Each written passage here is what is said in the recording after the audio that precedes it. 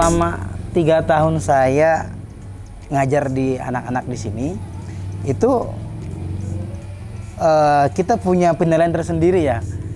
Bukan materi yang kita ambil, cuman bagaimana caranya kita udah bisa ketemu anak-anak udah senang banget gitu. Walaupun mungkin dari Bu Heni tidak ada, kalau misalnya ngajarkan ada gaji gitu ya. Kita enggak digaji gitu. Cuman mungkin kita ada beasiswa gitu kan dari Bu Heni, dari situ ada beasiswa, kita ngajar ke anak-anak, bisa ngajarin baca, bisa ngajarin bacaan-bacaan sholat. Kadang-kadang kan kita pagi di sini ada kegiatan ibadah dulu, kayak duha gitu. Luar biasa, kita bisa membantu anak-anak yang notabene-nya kan petani.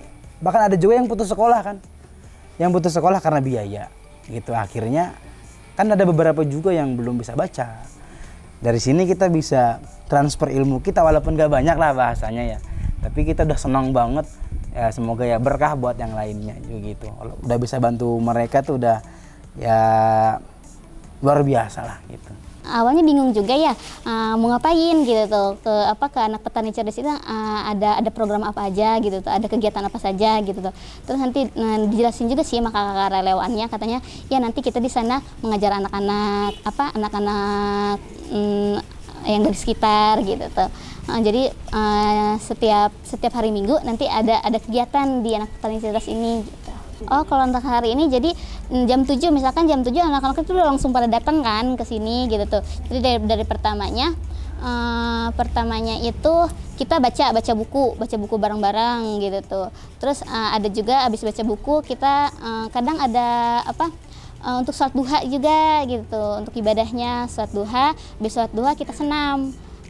Habis senam kadang-kadang kalau lagi ada kegiatan misalkan kayak sekarang panen atau enggak panen ikan, panen sayur-sayuran gitu, buah-buahan juga pernah gitu. Kalau di sini pada umumnya mayoritas petani. Jadi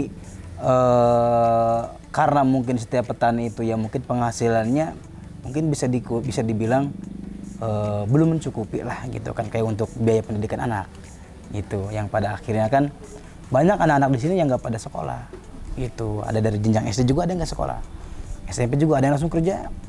Bahkan itu yang udah pemuda lulus SMA itu mereka untuk kuliah kayak ngerasa ngapain sih kuliah gitu kan. Orang tua udah capek, udah nggak punya uang, udahlah mending kerja gitu. Makanya hadirnya anak petani cerdas ini bisa membangkitkan dan membuka mindset mereka agar lebih meneruskan pendidikannya gitu. Kalau pesan saya buat adik-adik anak petani cerdas, yang tetap semangat belajarnya, jangan pernah bosan, jangan patah semangat, ya teruskan pendidikannya, jangan sampai tergiur dengan dunia yang dunia yang sekarang ini yang tidak mementingkan pendidikan gitu. Tetap semangat, tetap berjuang terus untuk pendidikan gitu. Semoga sukses semuanya, amin. Ya, untuk anak-anak petani cerdas di luar sana tetap semangat, karena pendidikan itu penting ya. Terus berjuang gitu dalam pendidikan, karena pendidikan itu akan merubah hidup kita gitu. 300 dikalikan 50.000 sama dengan 15 juta. Mbak ini membuka lapangan kerja untuk 20 buruh tani, lansia dan sebagainya. Bisa ceritakan nggak Bu? Ini teorinya 300 kali 50.000 jadi 15 juta. Ya, jadi kita biasanya jadi buruh-buruh tani. Jadi kita punya program namanya kebun komunitas. Jadi kebun komunitas, oke. Di Bogor itu kan arus peralihan lahan yang tadinya dia lahan pertanian produktif, akhirnya jadi villa, jadi kafe dan sebagainya, itu tinggi banget kan. Jadi ketika lahan pertanian produktif ini beralih, yang tadinya dia kerja buruh tani kan jadi kehilangan pekerjaannya. Apalagi dia udah lansia kan, dia udah nggak bisa untuk pergi jauh untuk nyari pekerjaan supaya dia bisa memenuhi kebutuhan hidupnya gitu kan. Nah akhirnya kita punya ide, kita punya program namanya kebun komunitas. Jadi kita menyediakan lahan pertanian, dan itu tuh si buruh-buruh tani yang udah lansia-lansia ini bisa kerja di lahan ini dan dia dapat upah setiap harinya. Jadi satu orang itu rata-rata sekitar 50.000 kerja dari pagi ya, dari sekitar jam 6 lewat itu udah pada di kebun, terus nanti selesai itu zuhur ya sekitar jam 12-an gitu. Nah sayangnya ketika Ramadan itu biasanya justru orang-orang tuh tidak mempekerjakan gitu karena lagi bulan Ramadan kasihan kerja capek segala macam, padahal kalau misalkan lansia ini nggak bekerja, mereka bilangnya gini, Bu, katanya emak kalau bulan puasa kalau tegawe gitu, kalau nggak kerja nanti emak nggak bisa buka gitu karena nggak punya uang untuk beli makanan kayak gitu. Nah akhirnya karena memang ada kebutuhan ini, akhirnya kita ajak rekan-rekan gitu ya, ajak teman-teman donatur untuk ikut serta yuk untuk berdayain mereka gitu supaya mereka tetap bisa bekerja mengelola kebun komunitas. Nanti si hasilnya ini kan kita bagiin juga di program sedekah pangan. Jadi sedekah sayuran sehat kita bagiin ke anak-anak, ke ibu hamil dan juga lansia-lansia di sekitar yang sangat membutuhkan kayak gitu. Jadi alhamdulillah sih kayak sekarang petani dari hari pertama puasa sampai hari ini mereka masih bekerja karena disupport oleh para donatur kayak gitu. Ini ide yang sangat cemerlang sekali ya Mbak Eni ya. Mbak Eni saya masih teringat tuh tagline yang bagi saya langsung gitu sekali ya Mbak. Bagaimana sarjana pulang kampung? Gimana tuh mimpinya Mbak Eni sendiri? Iya, saya kan tinggalnya di kampung ya. Sampai sekarang juga saya masih tinggal di kampung gitu, meskipun bukan di kampung halaman saya. Saya dari sejak 2013 gitu, saya sering berkeliling kampung gitu di berbagai pelosok Indonesia. Satu hal yang selalu saya amati dan saya temukan adalah di kampung-kampung ini orang-orang terbaiknya, anak-anak muda terbaiknya, mereka pergi ke kota, misalkan ada yang dapat beasiswa, tapi setelah mereka selesai kuliah mereka nggak mau pulang ke kampung halamannya karena mereka melihat bahwa di kampung halaman tuh nggak ada masa depan gitu, mereka mau kerja apa dan sebagainya gitu. Terus kalau anak-anak muda terbaiknya nggak balik ke kampung halaman, siapa yang akan bangun desa gitu? Jadi yang tinggal di kampung tinggal lansia-lansianya gitu, terus orang-orang yang mereka tidak bisa mendapatkan akses pada pendidikan tinggi, nggak well educated, mereka juga dari sisi skill maupun keilmuan juga nggak punya gitu. Terus bagaimana caranya kampung ini akan dibangun gitu ya? Jadi itu padahal kalau misalkan anak-anak muda terbaik ini mau pulang ke kampung halamannya dan bangun Indonesia dari kampung gitu ya, itu saya pikir dari satu kampung ada satu orang sarjana bisa menggerakkan, bisa merangkul pemuda-pemuda daerahnya gitu ya untuk do something gitu. Saya pikir itu udah cukup kayak gitu. Wow. Ini saya lihat ini hampir sama dengan Xi Jinping sih.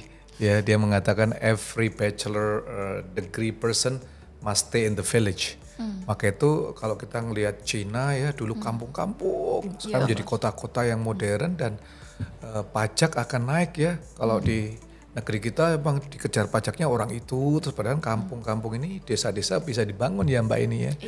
Mbak Eni punya mimpi untuk Indonesia seperti apa nih Mbak Eni? Seorang pendidik, seorang TKI mantan lah ya, apapun kita juga semuanya itu karya yang mulia. Saya juga pernah menjadi seorang pekerja waktu bersih-bersih WC waktu kuliah di Amerika dan sebagainya, dan kita bisa menjadi orang dan gak cuma orang aja Mbak Eni ya, tapi berguna bagi sesama manusia itu adalah ikhtiar yang sangat mulia ya. Mbak Eni mimpi untuk Indonesia apa?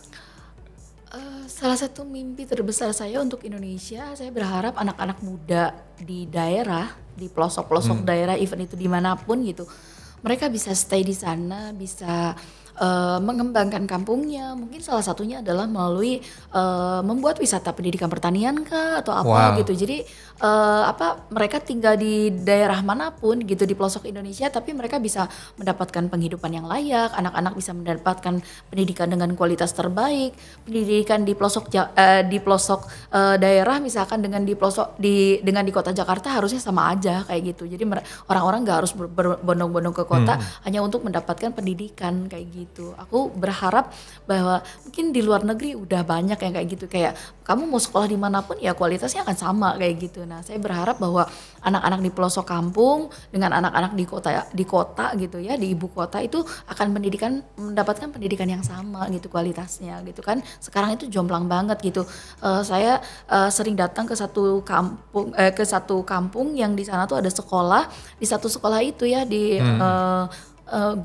gurunya yang udah sarjana cuma satu orang, sisanya guru honorer yang misalkan lulusan SMA aja kayak gitu. Terus kualitas dari bangunannya juga menyedihkan sekali, bahkan nggak ada MCK-nya dan sebagainya gitu. Makanya di salah satu program kita bangun banyak banget MCK kayak gitu. Salah satunya adalah di sekolah-sekolah di pelosok supaya jangan sampai kayak waktu saya sekolah waktu kecil gitu. Di sekolah saya tuh dulu nggak ada MCK-nya, jadi kalau misalkan mau ke MCK tuh jauh banget ke perkebunan dan sebagainya. Nah kayak gitu sih, kayak harapannya tuh ini Indonesia gitu.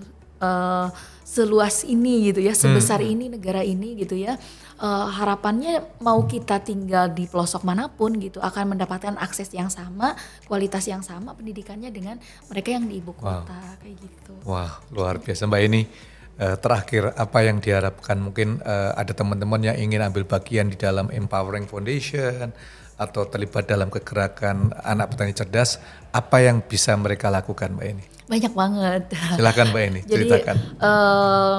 Jadi di kita itu teman-teman bisa jadi relawan. Jadi relawan itu kita ada relawan profesional, misalkan ada di kelas, ada satu kelas misalkan di anak petani cerdas itu mereka dikenalkan tentang profesi-profesi gitu ya.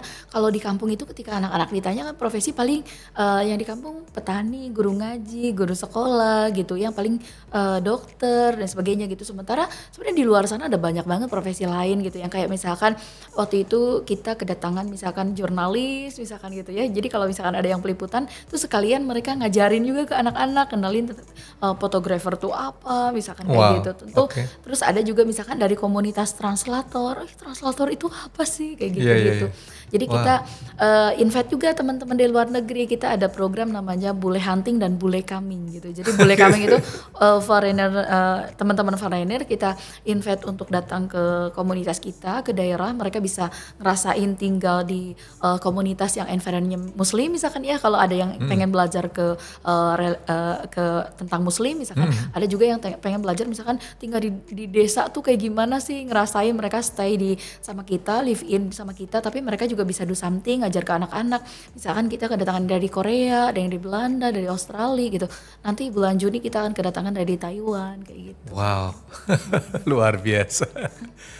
Mbak Eni, banyak sekali lah cerita-cerita ini, tapi saya tahu waktu Mbak Eni juga harus melakukan aktivitas yang lainnya, dan sukses untuk anak petani cerdas, sukses untuk Empowering Indonesian Foundation, Mbak Eni bersama keluarga. Amin. Terus berkarya untuk Indonesia di dalam kehidupan Mbak Eni ya. So teman-teman, yuk kita sama-sama dukung kegerakan yang sangat mulia ini dan membuat desa-desa di Nusantara ini menjadi desa yang cerdas, maju, mandiri, dan membuat Indonesia benar-benar menjadi negara yang maju. Sukses ya Mbak Eni ya. Terima kasih Pak. Terima kasih Anda sudah nonton video ini. Jangan lupa untuk like, comment, share, dan juga nyalakan lonceng notifikasi untuk cerita-cerita yang akan datang di dalam Satu Cerita untuk Indonesia.